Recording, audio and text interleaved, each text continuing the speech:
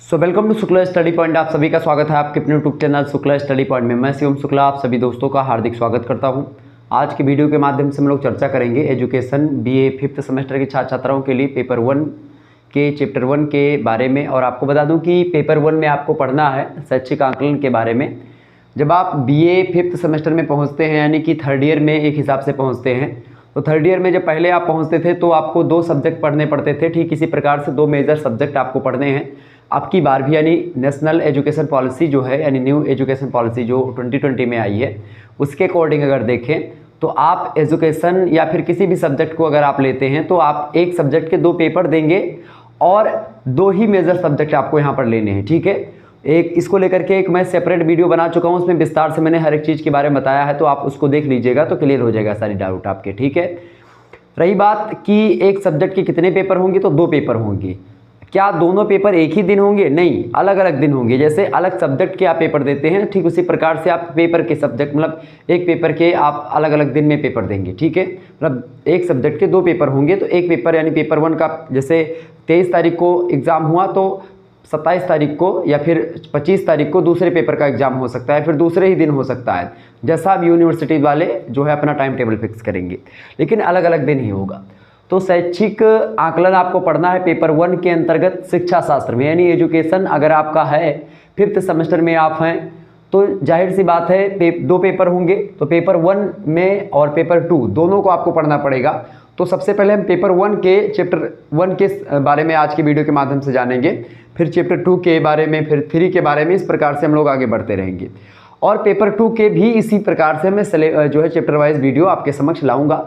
इसके अलावा objective type के क्वेश्चंस यानी मॉडल पेपर आपको ऑब्जेक्टिव टाइप के और लिखित टाइप के दोनों टाइप के मॉडल पेपर मैं दूंगा। इस समय ऑब्जेक्टिव टाइप की भी वीडियोस आपको मिल रही होंगी 1st सेमेस्टर, 3rd सेमेस्टर और 5th सेमेस्टर की।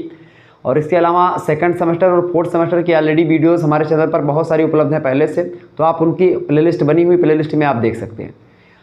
आइए हम चर्चा करते हैं शैक्षिक आकलन की। शैक्षिक आकलन की अगर बात करें तो शैक्षिक आकलन को अंग्रेजी में क्या कहते हैं? अंग्रेजी में हम इसको बोलते हैं एजुकेशनल असेसमेंट। एजुकेशनल असेसमेंट का नाम जैसे आप लोगों ने सुना, तो असेसमेंट हिंदी में 2 शब्दों के लिए प्रयोग होता है।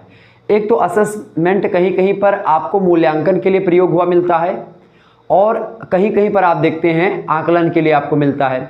यहाँ पर जो आकलन आप पढ़ रहे हैं उसका तात्पर्य मूल्यांकन से ही नज़दीकी रखता है, मतलब मूल्यांकन के ही जैसा शब्द है आकलन। ठीक है, किसी का आकलन करना, किसी को आंकना कि भाई कहते हैं तू कितने पानी में हो, तो उनको आंकना, या फिर एक प्रकार से कहते हैं कि तुम्हारी औकात कितनी है, तो वो औकात जो पूछा आता है वो औकात एक प्रकार से एक आंकना, उसको आंकने की बात हो रही है। या चीनी जैसे मान लेते हैं, या मूल्यांकन करना, किसी का मूल्य का अंकन करना, मूल्यों को आंकना, ठीक है, उसको बोलते हैं मूल्य का अंकन करना, असेसमेंट अंग्रेजी में बोलते हैं। ठीक है, अच्छा ये मूल्यांकन क्या, जैसे मान लेते हैं चीनी 1 किलो है, अब 1 किलो चीनी है, ये तो उसका मापन हो गया, मेजरमेंट हो गया, लेकिन असेसमेंट क्या हुआ? असेसमेंट ये होगा कि 1 किलो चीनी का दाम कितना है। 1 किलो चीनी का दाम 40 रुपया है, अर्थात चीनी की इतनी क्वालिटी है कि 1 किलो चीनी का दाम 40 रुपये है, यानी उस चीनी का दाम कितना है? 40 रुपये। एक केले का दाम मान लेते हैं 10 रुपये है, या एक पार्ले जी बिस्किट का दाम 2 रुपये है, तो आखिरकार 2 रुपये उसमें माल, मतलब 2 रुपये का माल भरा हुआ है, यानी कि कहने का मतलब ये कि उसका मूल्य उतना है, तो मूल्य का हम अंकन करते हैं। ठीक इसी प्रकार से शिक्षा शास्त्र में मूल्यांकन का महत्व इसलिए हो जाता है, विद्यार्थियों के जो है विद्यार्थियों ने क्या सीखा, विद्यार्थियों ने क्या पढ़ा, क्या जाना, क्या समझा अभी तक, उन्हीं की परीक्षण की कई सारी विधियां होती हैं। उन सभी विधियों को समन्वित रूप से हम आकलन या मूल्यांकन का नाम दे देते हैं। मूल्यांकन या परीक्षण, जिसको परीक्षण कह सकते हो आप एक प्रकार से, तो बच्चों का परीक्षण होता है यहाँ पर, और बच्चों के परीक्षण के साथ साथ टीचर का भी परीक्षण होता है, यानी जो अधिगम करता होता है उसका भी और अधिगम जो सीखने वाला होता है उसका भी, यानी दोनों का एक प्रकार से यहाँ पर परीक्षण होता है, विद्यार्थी का भी और एक शिक्षक का भी यहाँ पर परीक्षण हो जाता है मूल्यांकन के द्वारा। तो मूल्यांकन एक ऐसी विधि है, एक ऐसी प्रविधि है जो कि क्या करती है, किसी को आंकती है, किसी के मूल्य को जानती है कि भाई ये व्यक्ति कितना वैल्यूएबल है, कितना मूल्यवान है, और इसने क्या सीखा, क्या नहीं सीखा, क्या कमियाँ रह रही हैं, ये सारी चीज़ें अभी हम इसको चर्चा करेंगे, क्लियर करते हैं। तो सबसे पहले चैप्टर 1 में हमको क्या पढ़ना है भाई? हमको पढ़ना है चैप्टर 1 में आकलन। आकलन के बारे में जानना है कि आकलन होता क्या है, आकलन की परिभाषा, आकलन का अर्थ, आकलन का उद्देश्य, आकलन का महत्व, आकलन का प्रकार, आकलन की विशेषताएं, यही सब प्रश्न पूछे जाते हैं और यही सब हमको चैप्टर नंबर 1 में पढ़ना है, समझना है। ठीक है, चले सबसे पहली बात आकलन। आकलन शब्द जो है वो अंग्रेजी का एक शब्द है असेसमेंट, उसी से बना आकलन। तो असेसमेंट जो शब्द है इसकी अगर बात करें तो ये शब्द जो है लैटिन भाषा से उत्पन्न हुआ शब्द है, क्योंकि अधिकतर जितने भी अंग्रेजी के शब्द आप देखते हैं वो सब अधिकतर लैटिन भाषा से ही बने हुए हैं। ठीक है, लैटिन भाषा या अर्थात आप देखते हैं ग्रीक या यूनान से जो कुछ जो फिलोसॉफी या सोशोलॉजी में जो शब्द अधिकतर आए हैं वो आप देखते हैं कि यूनानी या ग्रीक भाषा के शब्दों से आए हैं और कुछ लैटिन भाषा की। तो ग्रीक और लैटिन ये दो भाषाएं ऐसी हैं जहां से बहुत सारे शब्दों की या पारिभाषिक शब्दों की उत्पत्ति हुई है। इसी श्रृंखला में आप देखेंगे कि लैटिन शब्द है एसिडियर। एसिडियर जो शब्द है इसका मतलब क्या होता है, एसिडियर शब्द से बना हुआ असेसमेंट, और असेसमेंट का हिंदी रूपांतरण है आकलन या मूल्यांकन। अब हम समझते हैं कि एसिडायर का मतलब क्या होता है। एसिडियर का मतलब होता है to sit beside. To sit beside का मतलब होता है पास में बैठना। पास में बैठना, किसके पास में बैठना? प्रश्न अब यहाँ पर आपके मन में उठ रहा है कि भाई किसके पास बैठने की बात यहाँ पर आप कर रहे हैं। तो अधिगमकर्ता के समक्ष बैठना अर्थात अधिगमकर्ता के सामने बैठना। अधिगमकर्ता मतलब जो सिखाने वाला होता है आपको, उसके समक्ष बैठना ही क्या होता है, एक प्रकार से असेसमेंट का मतलब होता है। जैसे अब आप अगर हमारे सामने बैठेंगे तो हम आपके अंदर चल रही बातों को भी जान सकते हैं। आपने क्या सीखा है, आपने बीए में क्या पढ़ा और हमने क्या पढ़ा है, आपने क्या समझा क्या नहीं समझा, सारी बातें मैं आपके जो है मुखार बिंदों से ही जान जाऊंगा। कुछ बातें तो मैं देख करके आपको पता लगा लूँगा कि बच्चा कैसा है, टैलेंटेड है। और अगर आपके अंदर कुछ छुपा भी लेते हैं आप, तो उसको मैं आपसे कुछ प्रश्न करूँगा और उन प्रश्नों के माध्यम से आपके भीतर छुपी हुई सारी बातों को मैं जान लूँगा। ये साइकोलॉजी का भी एक प्रकार से एक प्रभाव होता है। तो इसी प्रकार से एक टीचर को जब वो टेट या उसकी परीक्षा देता सुपर टेट की, तो बौद्धिक योग्यता की भी परीक्षा होती है। ठीक है, उसमें सीडीपी भी पढ़ाया जाता है, चाइल्ड डेवलपमेंट के साथ साथ उसमें शिक्षा शास्त्र और मनोविज्ञान यानी शिक्षा मनोविज्ञान भी आपको पढ़ाया जाता है। एजुकेशनल साइकोलॉजी का अध्ययन करवाया जाता है एक टीचर को, ताकि वो बच्चे को देख करके ही भांप ले कि बच्चा चाह क्या रहा है। ठीक है, और उसी जो बच्चा चाह रहा है उसी को उसको दिया जाए। यानी एक मिनट समझे, जो इकोनॉमी का एक नियम है आप लोगों ने समझा होगा। इकोनॉमी का क्या नियम है? इकोनॉमी का नियम है, पूरी की पूरी इकोनॉमिक्स जो टिकी हुई है वो दो शब्दों पर टिकी हुई है।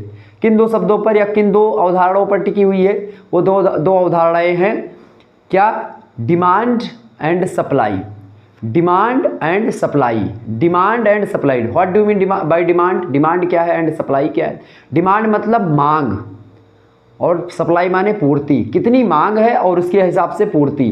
अगर मांग के हिसाब से पूर्ति हो जा रही है तो इकोनॉमी आप समझिए बढ़िया है। अगर मांग के हिसाब से पूर्ति कम हो रही है तो भी दिक्कत है, ज़्यादा हो रही है तो भी दिक्कत है। अगर ज़्यादा हो जाएगी पूर्ति तो वस्तुएं सस्ती हो जाएंगी, कम हो जाएंगी वस्तुएं तो वस्तुएं महंगी हो जाएंगी। तो ये चीज़ें इसी प्रकार से इसमें भी चलता है क्या कि बच्चों की डिमांड क्या है। अगर बच्चों के डिमांड या बच्चों की डिमांड के साथ साथ बच्चा चाह क्या रहा है ये तो आप जान ही गए, इसके अलावा बच्चे की क्षमता क्या है इसको भी आपको आंकना पड़ेगा। और इन सभी चीज़ों को आंकने के लिए आपको कहीं ना कहीं पे आकलन के बारे में जानकारी होनी परम आवश्यक है। और इसीलिए शिक्षा शास्त्र में आकलन आपको पढ़ना पड़ता है। और इसीलिए शैक्षिक आकलन एक पेपर के रूप में राष्ट्रीय शिक्षा नीति 2020 में जो लागू हुई है उसमें शामिल किया गया है। बहुत सोची समझी एक प्रकार से एक रणनीति है सिलेबस बनाने के पीछे। बहुत दूरदृष्टि वाले होते हैं जो सिलेबस का निर्माण करते हैं, ये बात आप ध्यान रखिएगा। ऐसे अरे गहरे नहीं होते हैं, वो पीएचडी करके बैठे होते हैं, बहुत सारे लोग बैठे होते हैं तब एक सिलेबस का निर्माण करते हैं। सिलेबस को कभी हल्के में मत लीजिएगा। सिलेबस आपके दैनिक जीवन से जुड़ा हुआ सिलेबस होता है। और मेरे हिसाब से जहाँ तक अब का सिलेबस जो बनाया गया है वो बहुत ज़बरदस्त सिलेबस बनाया गया है। और वो ऐसा सिलेबस बनाया गया ताकि आप आगे चल करके अगर कुछ नौकरी ना भी लगती तो भी आप इतना योग्य हो जाओगे कि आप जो है अच्छे तरीके से अपना जीवन यापन कर सकते हैं। चले, तो अधिगमकर्ता के सामने बैठना, ताकि अधिगमकर्ता आपकी कमियों को, आपकी अच्छाइयों को और आपके बारे में वो संपूर्ण जानकारी ग्रहण कर ले और ये जान पाए, आपकी परीक्षा ले ले और आपके बारे में सारी चीज़ें समझ सके, वो होता है आकलन। तो एक अधिगमकर्ता ही एक बच्चे का आकलन करता है, ठीक है। एक शिक्षक ही एक बच्चे का आकलन करता है। कुछ बच्चे खुद ही, देखिए आकलन के भी मैं प्रकार में समझूंगा कि आकलन कौन कौन से प्रकार के होते हैं। उसमें बच्चे कुछ ऐसे होते हैं जो कि टैलेंटेड होते हैं, अपनी कमियों को और अपनी अच्छाइयों को खुद वो जान जाते हैं कि हमारी कमियां कहाँ पर रह रही हैं और हमारी अच्छाइयाँ कहाँ पर हैं, ठीक है। वो बच्चे खुद ही जान जाते हैं। तो आकलन का सीधा सा मतलब होता है किसी को आंकना कि भाई ये कितने पानी में है, ये कितना जानकार है, कितना बहेला है, कितना दुष्ट है, कितना शरारती है और कितना टैलेंटेड है। ये ही आंकना क्या कहलाता है, इसी को बोलते हैं आकलन, ठीक है।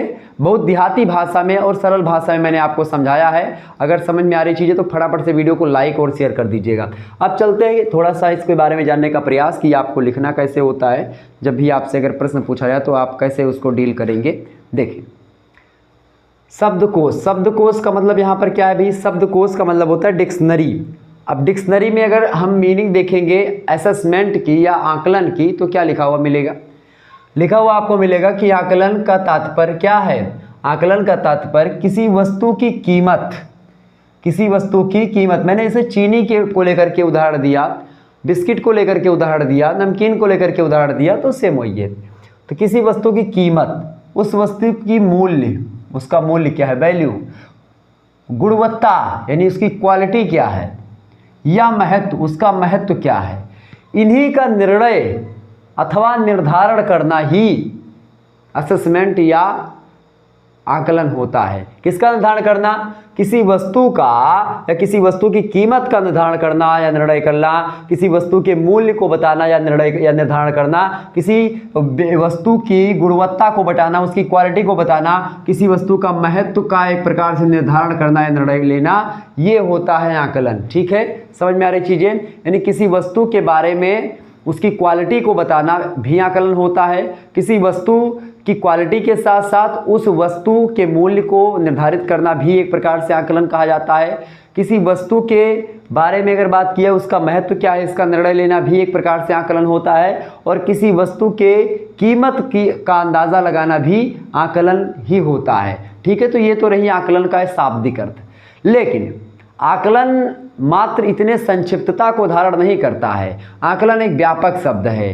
अब आकलन को हमने तो यहाँ पर एक प्रकार से एक साहूकारी दृष्टिकोण से मैंने देख लिया कि भाई ये किसी वस्तु की कीमत और मूल्य और गुणवत्ता या महत्व की बात कर रहा है। लेकिन यहाँ पर वस्तु के स्थान पर व्यक्ति भी हो सकता है। अब व्यक्ति में आपका चाहे वो कोई बच्चा हो, चाहे पढ़ रहा हो, और चाहे कोई एक प्रकार से बड़ा व्यक्ति हो और उसको कोई चीज़ सिखाई जा रही हो, या किसी जो है ऑफिस में कोई व्यक्ति नौकरी करने के लिए गया हो, चाहे उसकी ट्रेनिंग उसकी करवाई जा रही हो, मिलिट्री की ट्रेनिंग हो गई या किसी भी प्रकार की पुलिस की ट्रेनिंग हो गई, या अन्य किसी सरकारी दफ्तर में जब आप जाते पहली बार ज्वाइन करते तो वहाँ के रीति रिवाज, तौर तरीके या फिर काम करने का जो तौर तरीका या ढंग होता है आप पहली बार नहीं जानते, पहले दिन से आप नहीं सीखते, उसको भी सीखना या सिखाना ये सब अधिगम में होता है। और अधिगम ही कहीं ना कहीं पे एक प्रकार से अधिगम कितना आपने किया, कैसा किया, कहाँ पर आप गिर रहे हैं, शैली में आपके कहाँ पर कमियाँ रह रही, कहाँ पर अच्छाइयाँ रह रही, इस बात का आकलन करना, इस बात का परीक्षण करना ही आकलन कहलाता है। सिंपल सी चीज़ है, ठीक है।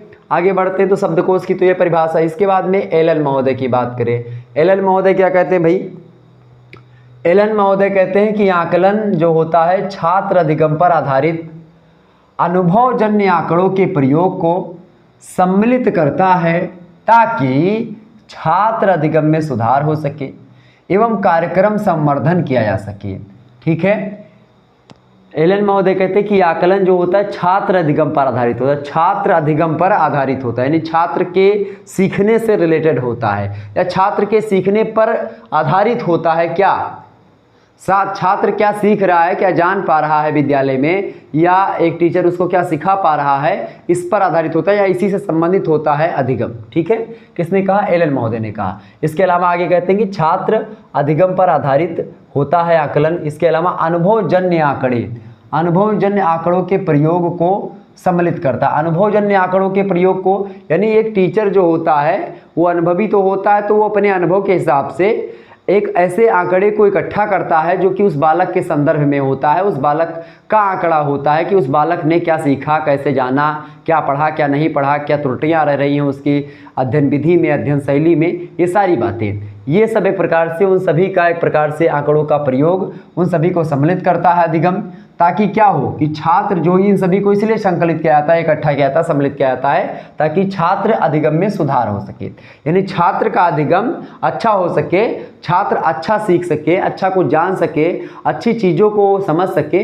इसीलिए ये सब पूरा आकलन का एक तरीका अपनाया जाता है ताकि छात्र के सीखने में मदद मिल सके और छात्र जो है अच्छे तरीके से चीज़ों को जान पाए, उसका कॉन्सेप्ट क्लियर हो पाए, अवधारणाओं को समझ पाए अच्छे तरीके से।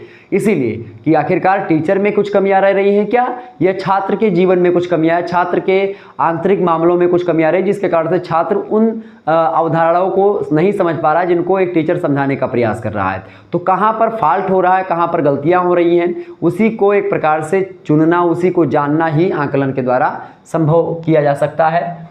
तो अधिगम में सुधार हो सके एवं कार्यक्रम संवर्धन किया जा सके। कार्यक्रम संवर्धन का मतलब यहाँ पर कि अधिगम को और अच्छे तरीके से सुचारू रूप से आगे बढ़ाया जा सके। ठीक है, तो इस प्रकार से ये बताया किसने, एलन महोदय ने। मेरे हिसाब से आपके समझ में चीज़ें आ रही होंगी। आगे बढ़ते थोड़ा सा और जानने का प्रयास करते हैं। इसके बाद में आते हैं मैरियम वेबस्टर। मैरियम वेबस्टर कहते हैं कि किसी चीज़ के बारे में, यहाँ पर देखिए चीज़ पर फोकस कर रहे हैं।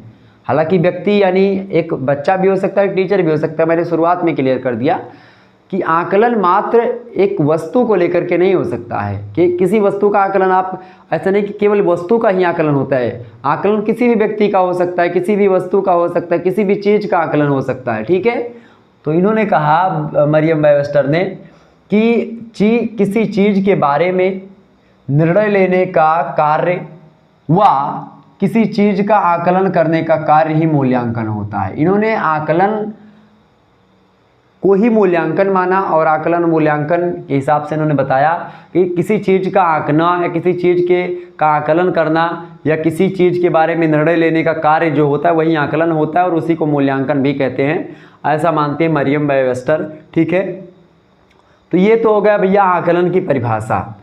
अब मेरे हिसाब से आकलन आपके समझ में आ गया होगा। इससे ज़्यादा डिटेल में समझाने का कोई आवश्यकता नहीं और कोई ज़रूरत भी नहीं है। ठीक है, तो यहाँ पर इतना हो गया आपका अधिगम किसे कहते हैं। तो ये अधिगम का अर्थ हो गया, शाब्दिक अर्थ में आप ये सिट डायर और टू सिट बिसाइड मतलब पास में बैठना।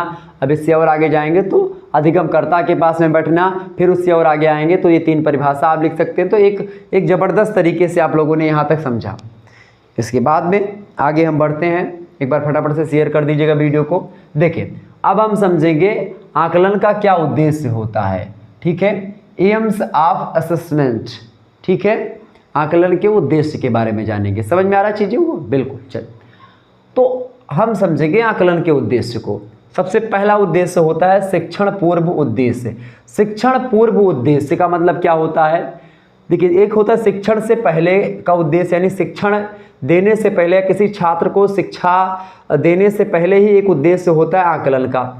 दूसरा होता है शिक्षण के दौरान, यानी जब शिक्षण चल रहा होता है उस दौरान उसका आकलन का क्या महत्व होता है। और तीसरा होता है शिक्षण के उपरांत, शिक्षण के बाद भी आकलन की भूमिका होती है। यानी शिक्षण के पहले, शिक्षण के चलते यानी शिक्षण जब जारी है तब, और शिक्षण के बाद, तीनों स्थितियों में आकलन का उद्देश्य होता है और तीनों दृष्टियों से आकलन को हम समझने का प्रयास करेंगे।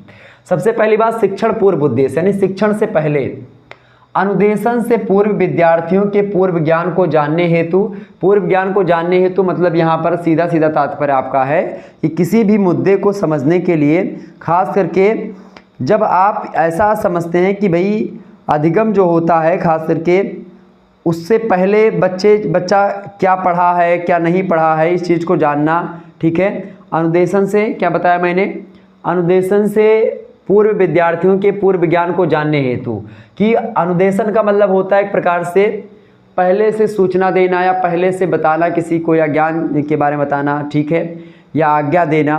जैसे जब तक टीचर आज्ञा ना दे या टीचर बताए ना कि भाई आपको ये करना है, उससे पहले ही वो काम कर दे।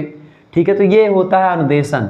अनुदेशन का मतलब क्या होता है? सूचना देना या फिर आज्ञा देना, और ये पहले से आज्ञा देना। तो अनुदेशन से पूर्व, आज्ञा देने से पहले या सूचना देने से पूर्व या पहले विद्यार्थियों के पूर्व ज्ञान को जानने हेतु, विद्यार्थियों के पूर्व ज्ञान को जानने हेतु आकलन की भूमिका होती है। क्योंकि जब बच्चा पहुंचता है पहली बार टीचर के सामने, तो टीचर जो होता है अगर उसको देख लेता है अच्छे तरीके से, तो उसका चाल चलन और हाव भाव से ही पता चल जाता है कि बच्चा जो है ये किस दिशा में आगे बढ़ेगा और ये क्या चाह रहा है। ठीक है। तो ये होता है, एक तो आकलन का उद्देश्य ये होता है कि बच्चे के, विद्यार्थियों के पूर्व ज्ञान को, कि भाई बच्चे ने अभी तक क्या क्या पढ़ा है, कैसा है बच्चा, इसकी क्षमता कितनी है, इसको जानने के लिए आकलन का प्रयोग होता है अनुदेशन से पूर्व। ठीक है। सूचना पाने से या अनुदेशन या शिक्षा देने से पहले ही विद्यार्थियों के पूर्व ज्ञान को जानने के लिए आकलन का उद्देश्य होता है पहला। दूसरा उद्देश्य होता है अधिगम में आने वाली कठिनाइयों व अग्रिम ज्ञान को जानने हेतु। अधिगम मतलब होता है कि बच्चे की कितनी क्षमता है और बच्चे की क्षमता के हिसाब से आगे उसको कैसे हमको ज्ञान देना है, और इसके अलावा उसको ज्ञान कैसे देना है, और अगर हम ज्ञान देंगे तो बच्चों को क्या क्या कठिनाई होगी, इस कठिनाई को भी एक प्रकार से जान लेते हैं। तो उसको, उन कठिनाइयों को जानने का एक प्रकार से जो माध्यम होता है वो आकलन होता है। आकलन के द्वारा ही हम अधिगम में आने वाली कठिनाइयों को जान पाते हैं और अग्रिम ज्ञान को एक प्रकार समझ पाते हैं कि भाई आगे जो है हम इसके लिए क्या कर सकते हैं। ठीक है। इस समस्या का समाधान हम किस रूप में निकाल सकते हैं। तो ये हो गया, मतलब शिक्षा देने से पहले की बात है यहाँ पर आकलन का महत्व। और तीसरा है अनुदेशन की योजना बनाने हेतु। अनुदेशन की योजना बनाने हेतु सीधा सा मतलब होता है, अनुदेशन का मतलब क्या होता है? अनुदेशन का सीधा सा मतलब होता है आज्ञा देना है, सूचना देने की योजना। कैसे बच्चे को हमको पढ़ाना है, कैसे उसको हमको ट्रीटमेंट देना है। ठीक है, समझ रहे हैं ना? तो कैसे हमको उसको एक प्रकार से समझाना है, किस प्रकार से उससे हमारा संबंध होना चाहिए बच्चे का, और किस प्रकार से हम अपने जो विचार हैं, हमारे भाव हैं, हमारा जो कॉन्सेप्ट है, किस प्रकार से बच्चे तक हमको उड़ेलना है, बच्चे तक पहुंचाना है। ये एक प्रकार से हमको सबसे ये भी हमको एक प्रकार से आकलन के उद्देश्य में ही होता है कि भाई कैसे बच्चे को पढ़ाया जाए, कैसे अपने अंदर के ज्ञान को बच्चे के पास तक पहुंचाया जाए। ये भी सबसे बड़ी चुनौती होती है एक अधिगमकर्ता के पास, कि भाई किसी को कोई चीज़ सिखाना है, आप जान भले ही सारी चीज़ें रहे, लेकिन वो बच्चों तक पहुंच पा रही हैं सही मात्रा में कि नहीं पहुंच पा रही हैं, इस बात को जानना एक प्रकार से आकलन के द्वारा ही संभव हो पाता है। ठीक है, समझ रहे चीज़ों को? बिल्कुल। चलें आगे बढ़ते हैं। तो ये हो गया आपका शिक्षण से पूर्व का उद्देश्य।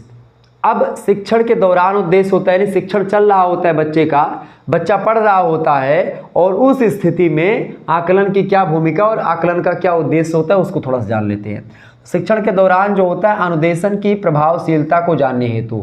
अनुदेशन मतलब एक जो आज्ञा या टीचर का जो एक प्रकार से फंडामेंटल, या टीचर का जो एक प्रकार से जो मेथड है, जो विधियां हैं पढ़ाने की, उसको जानने के लिए एक प्रकार से खास करके कि आखिरकार एक टीचर को या एक अधिगमकर्ता को ये जानना होता है कि अनुदेशन कैसे दिया जाए, अनुदेशन की प्रभावशीलता क्या है, मतलब अनुदेशन होता क्या है, अनुदेशन के बारे में उसको जानकारी होनी चाहिए। किसी बच्चे को कैसे हमको बताना है, कैसे पूरा कॉन्सेप्ट उसको कैसे समझाने की कला उसको आनी चाहिए एक टीचर को। ठीक है।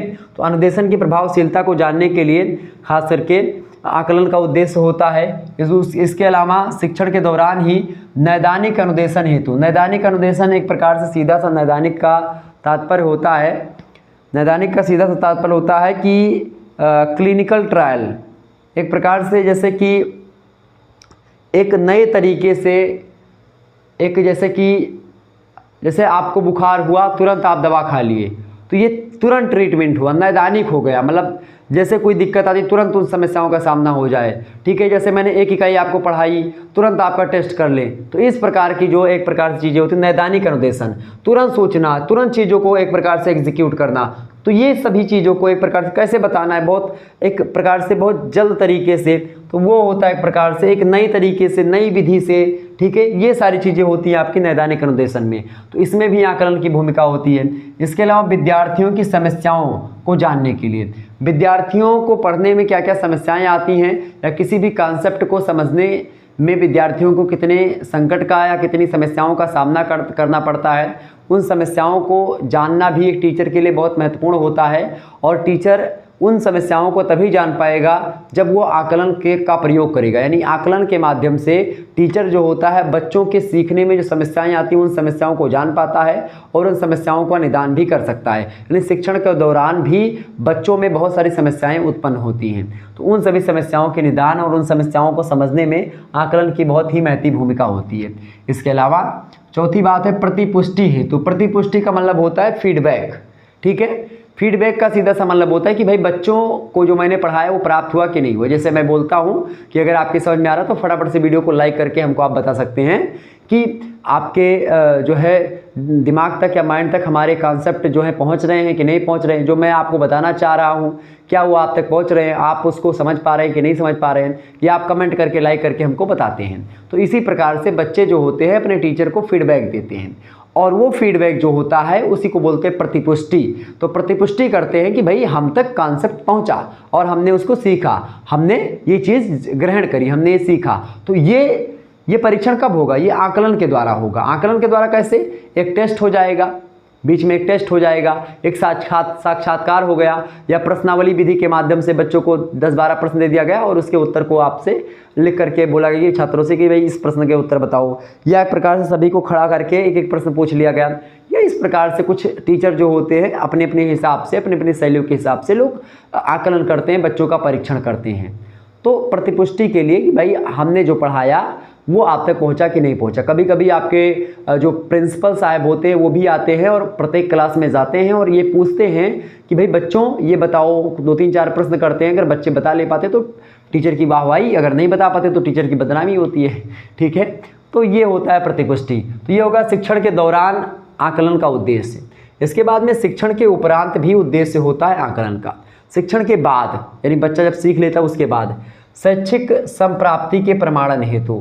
शैक्षिक संप्राप्ति के प्रमाणन हेतु जैसे कि एक परीक्षा होती है छमाही की, तिमाही, तो एक डिग्री आपको मिलती है प्रमाण के लिए कि भाई बच्चा ने 60% नंबर पाया या 70% नंबर प्राप्त किया या 80% पाया। ठीक है, 90% बच्चे ने नंबर पाया।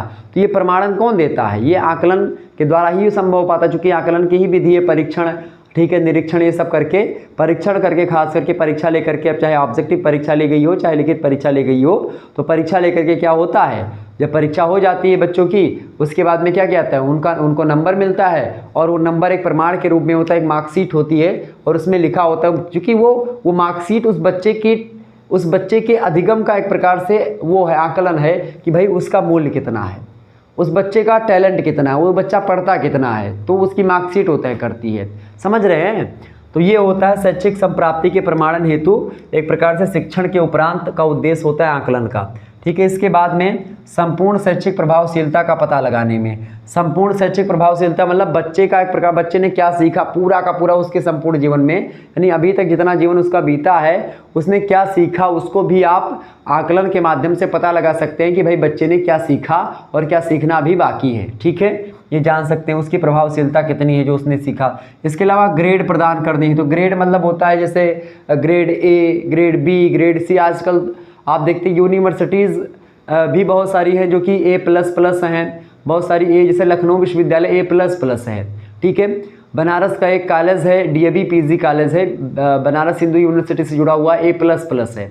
ठीक है, कुछ यूनिवर्सिटीज़ A हैं, कुछ यूनिवर्सिटी जो है A+ हैं। ठीक है, तो इस प्रकार से ये NAAC जो संस्था है NAAC, ये एक संस्था है जो कि ये प्रमाणन करती है, ये प्रतिपुष्टि देती है कि भाई कितना विश्वविद्यालय कौन सा कितना अच्छा है। ठीक है, तो ग्रेड प्रदान करने हेतु भी एक प्रकार से आकलन का उद्देश्य, मतलब आकलन का उद्देश्य ग्रेड प्रदान करने के लिए भी होता है। इसके अलावा शिक्षक के स्वयं मूल्यांकन हेतु। अब चूंकि बच्चा अगर उसका पढ़ करके बड़ा अच्छा नंबर लेकर के आया तो फिर टीचर की वाहवाही होगी, टीचर का क्लियर कॉन्सेप्ट होगा कि भाई अगर आप लोग अच्छे नंबर लाते हैं तो मैं खुश होता हूँ कि मैंने जो पढ़ाया शायद वो आपके समझ में आया। अगर आपके नंबर कम आते तो मुझे पता चल जाता है कि भाई जो मैंने पढ़ाया शायद आपके समझ में ना ही आया, या फिर जो मैंने पढ़ाया वो एग्ज़ाम में आपके नहीं आया। ठीक है, कुछ भी हो सकता है।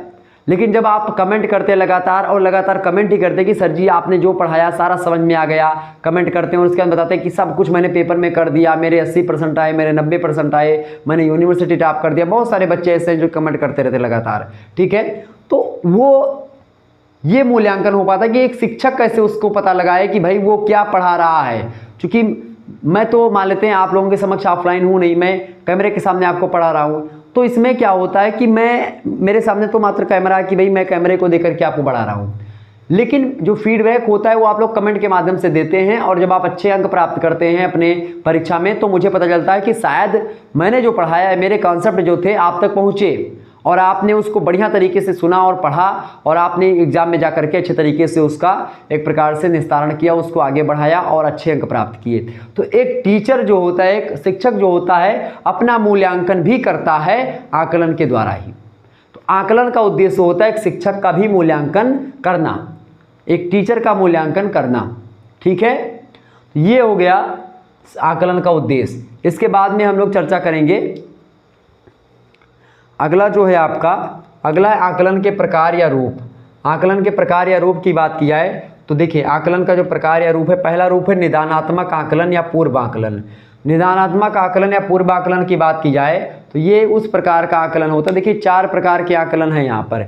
एक तो है निदानात्मक आकलन या पूर्व आकलन, एक है अधिगम के रूप में आकलन या स्वयं आकलन, एक होता है अधिगम के लिए आकलन या रचनात्मक आकलन, एक होता है अधिगम का आकलन यानी कि योगात्मक आकलन। ठीक है, अब जो ये होता है निदानात्मक आकलन या पूर्व आकलन, ये क्या होता है इसको सरल भाषा में समझो।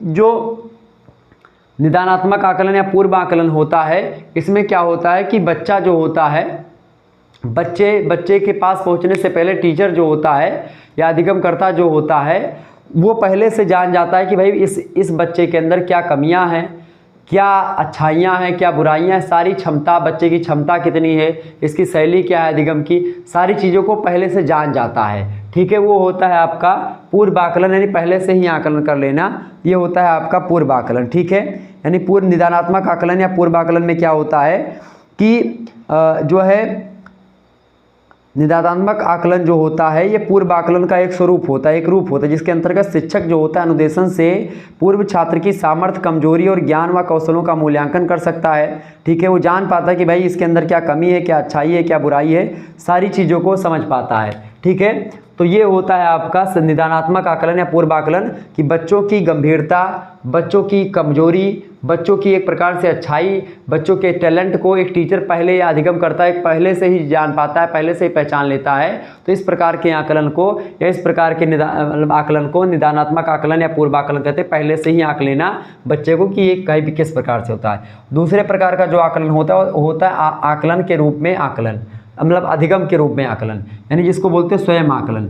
यानी कभी कभी क्या होता है कि बच्चा जो होता है इतना होशियार खुद ही हो जाता है, जैसे आप लोग हैं बहुत होशियार हैं, बस केवल कमेंट में बातचीत करते हैं, बाकी होशियार आप लोग खूब हैं, पहले से जान जाते हैं कि भाई हमारे अंदर क्या कमियां हैं। आप पहले से जान जाते हैं कि भाई हमारे अंदर क्या कमियां हैं, पहले से आप समझ पाते हैं कि हमारे अध्ययन विधियों में कमियां रह रही है, हमारा अप्रोच सही है या गलत है, इसको जान जाते हैं बच्चे, खुद ही जान जाते हैं बिना टीचर के बताए हुए कि हम कहाँ पर चूक जा रहे हैं, हमारी कमी क्या है, ये बिना टीचर के बताए जान जाना, ये किस प्रकार का आकलन होता है, ये होता है एक प्रकार से जो है स्वयं आकलन या जिसको अधिगम के रूप में आकलन कहते हैं। तो बच्चा जब स्वयं ही जान जाए कि हमारी कमजोरी क्या है, हमारी अच्छाई क्या है, हमारा वीक पॉइंट क्या है, हमारा अप्रोच अच्छा है या बुरा है, ठीक है, उस तमाम प्रकार के प्रश्नों पर खुद ही चर्चा करता है, खुद ही सोचता है, खुद ही अपनी क्षमता और अपनी एक प्रकार से क्वालिटी और अपनी क्वांटिटी पर फोकस करता है और जानता है कि हमारे अंदर क्या कमियां हैं, क्या अच्छाइयां हैं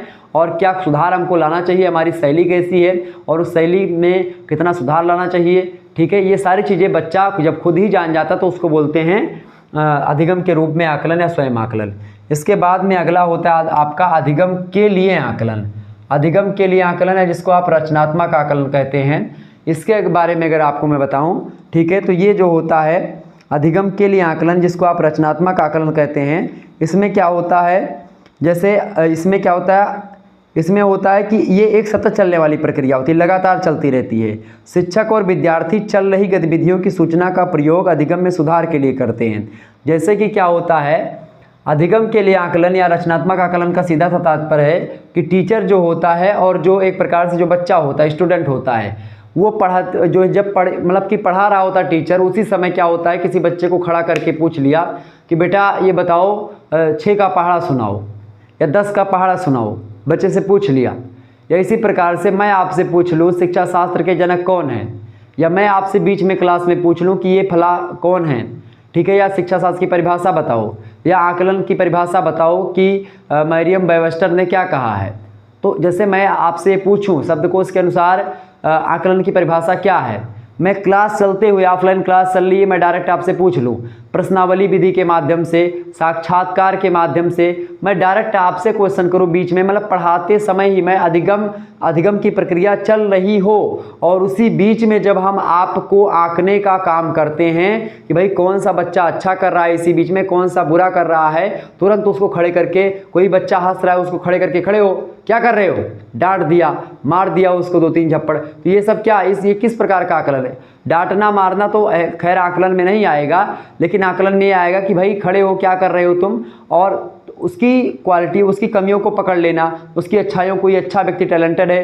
तो खड़े होकर क्वेश्चन पूछ लिया, बताओ ये क्वेश्चन बताओ इसका क्या आंसर होगा, वो बता दिया। तो इस प्रकार का जो आकलन होता है कि भाई बीच क्लास में ही चीज़ों को समझ लेना, जान लेना, मतलब एक प्रकार से आदान प्रदान कर लेना विद्यार्थी और छात्र, मतलब टीचर और स्टूडेंट के बीच में, वो होता है अधिगम के लिए आकलन या रचनात्मक आकलन उसको बोलते हैं। अगला जो आकलन होता है वो होता है अधिगम का आकलन। अधिगम का आकलन मतलब योगात्मक आकलन। इसको योगात्मक आकलन इसलिए कहते हैं चूंकि आपने पूरा संपूर्ण क्या पढ़ा उसका आकलन डायरेक्टली परीक्षा के माध्यम से आकलन हो जाता है, परीक्षण के माध्यम से।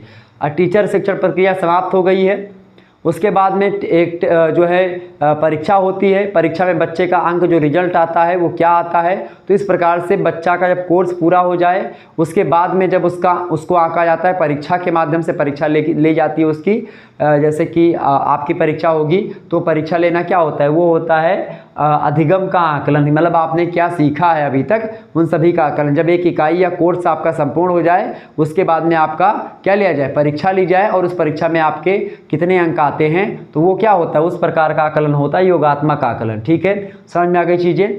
तो ये 4 प्रकार के आकलन होते हैं। एक में बच्चा पहले से, मतलब एक टीचर पहले से आंक लेता है कि बच्चे में क्या कमियां हैं, क्या अच्छाइयां, क्या बुराइयां हैं, कितनी क्षमता है बच्चे की, क्या क्या पढ़ाना चाहिए, क्या नहीं पढ़ाना चाहिए। दूसरे में क्या होता है स्वयं आकलन कि बच्चा खुद ही जान जाता है कि हमारे अंदर क्या कमियां हैं, हमारी विधि में कितनी कमियां हैं, कैसे इंप्रूवमेंट हमको करना है, सारी चीज़ें बच्चा खुद ही जान जाता है। तीसरे में क्या है कि बच्चे की पढ़ाई चल रही होती है, टीचर उससे क्रॉस क्वेश्चन करता है और बच्चा टीचर से क्रॉस क्वेश्चन करता है, दोनों आपस में बातचीत करते हैं और एक प्रकार से अधिगम का आकलन हो जाता है कि भाई टीचर कितना जानकार है और बच्चा कितना जानकार, दोनों का उसमें परीक्षण हो जाता है। चौथा होता है अधिगम का आकलन यानी योगात्मक आकलन। इसमें क्या होता है कि बच्चे की लास्ट में परीक्षा होती है और परीक्षा कोर्स संपूर्ण होने के बाद में परीक्षा होती है और परीक्षा में बच्चे ने कितने अंक प्राप्त किए वो उसका आकलन होता है। ठीक है, क्लियर।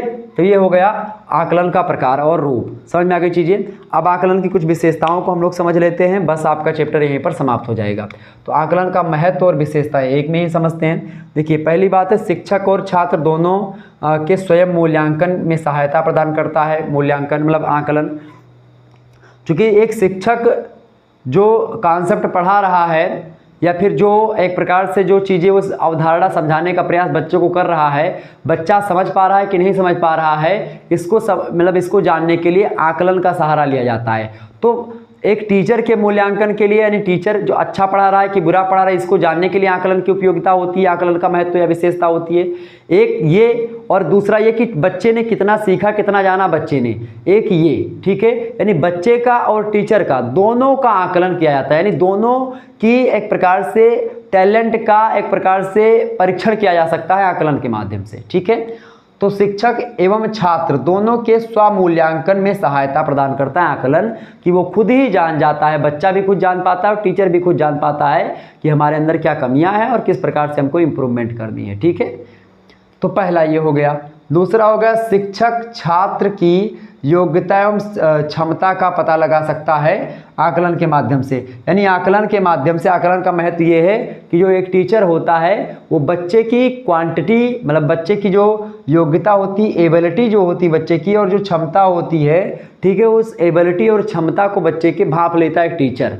ठीक है, तो वो भापता कैसे है, वो एक प्रकार से आकलन विधि में, आकलन की विधियों में परीक्षण वगैरह तमाम सारी विधियां हैं। ठीक है, उन तमाम प्रकार की विधियों का प्रयोग करके बच्चे के टैलेंट को भांप लेता टीचर, जान लेता है। तो एक तो ये आकलन की विधि के द्वारा होता है। तीसरा होता है शिक्षण सामग्री व एवं तिथि मतलब विधि के चयन में सहायक। शिक्षण सामग्री मतलब सिलेबस कैसा बनाया जाए, इसके लिए आकलन बहुत जरूरी है।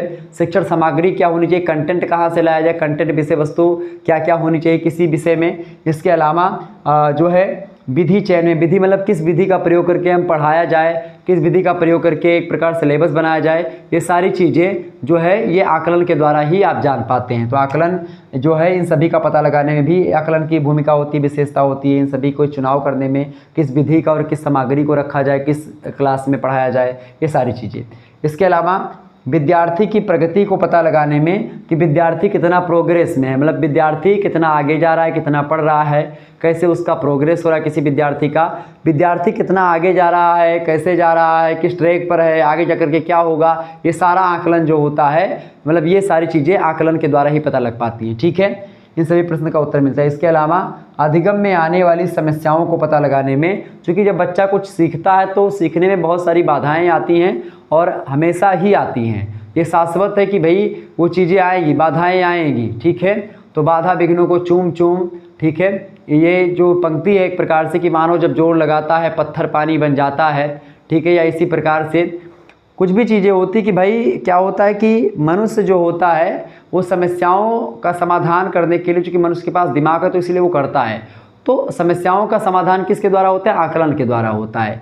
आकलन शिक्षा में जो समस्याएं आती हैं उसको हम आकलन के द्वारा, परीक्षण के द्वारा उस समस्याओं का निदान पा सकते हैं। तो एक तो अधिगम में यानी सीखने में जो समस्याएं आती हैं उन समस्याओं के पता लगाने में आकलन की महत्वपूर्ण भूमिका होती है।